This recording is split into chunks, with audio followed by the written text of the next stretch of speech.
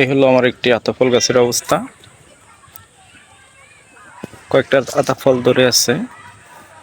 এই আতাফলকে বিভিন্ন লোক বিভিন্ন নামে ডেকে থাকে।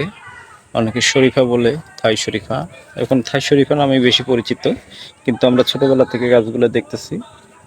আমাদের বাড়িতে আগে মাটিতে অনেক গাছ ছিল, সেটাকে আমরা আতাফলই বলতাম। কিন্তু এখন মানুষ বিভিন্ন নামে ডাকে, মেওয়া ফল, আতাফল, শরীফা ফল, আবার ইদানিং বেরোয়েছে থাই শরীফা।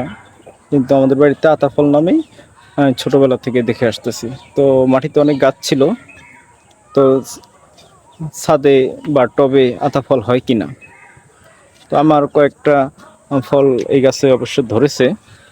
এই যে দেখেন একটা মাটির গোড়ার দিকে, তারপর এই যে এখানে।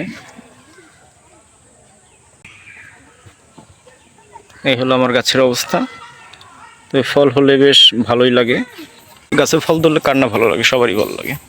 তো কয়েকটা ফল ধরছে, মাশাল্লাহ।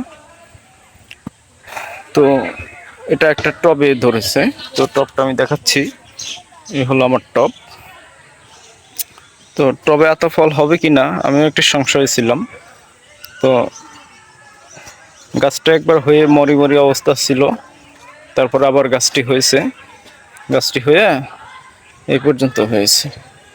এতটুক গাছে কয়েকটা ফল ধরেছে, বেশ মাশাল্লাহ, শুকরিয়া, আলহামদুলিল্লাহ।